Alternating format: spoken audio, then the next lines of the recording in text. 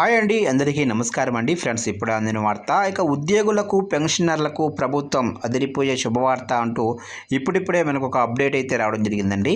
అయితే ఇందుకు సంబంధించిన పూర్తి వివరాలు అయితే మన వీడియోలో తెలుసుకుందామండి. ఆ గుడ్ న్యూస్ ఏంటనేది వీడియో మాత్రం పూర్తి వరకు చూడండి ఫ్రెండ్స్. అప్పుడే మనకి పూర్తి సమాచారం అయితే తెలుస్తుంది. లేట్ చేయకుండా టాపిక్లోకి వెళ్ళిపోదాము. ఇక తెలంగాణ ప్రభుత్వ ఉద్యోగులకు శుభవార్త చెప్పింది.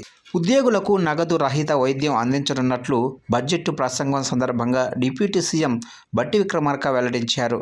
ప్రతి ఉద్యోగికి డిజిటల్ హెల్త్ కార్డులు ఇస్తామని బట్టి స్పష్టం చేశారు. ఇక తెలంగాణ అసెంబ్లీ సమావేశాల సందర్భంగా ఆర్థిక మంత్రి బట్టి విక్రమార్క నేడు బడ్జెట్ ప్రవేశపెట్టారు. ఈ సందర్భంగా ప్రభుత్వ ఉద్యోగుల కోసం నగదు రహిత ఆరోగ్య భద్రతా పథకాన్ని బడ్జెట్లో ప్రభుత్వం ప్రకటించింది.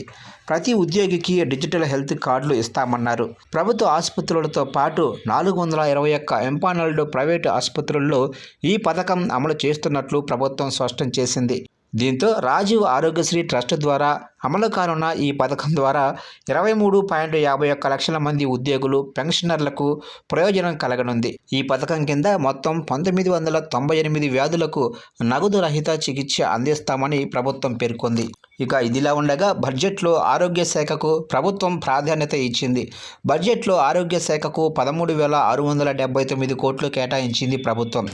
ఇది తెలంగాణ చరిత్రలో ఆరోగ్య శాఖకు అత్యధిక కేటాయింపు కావటం విశేషం.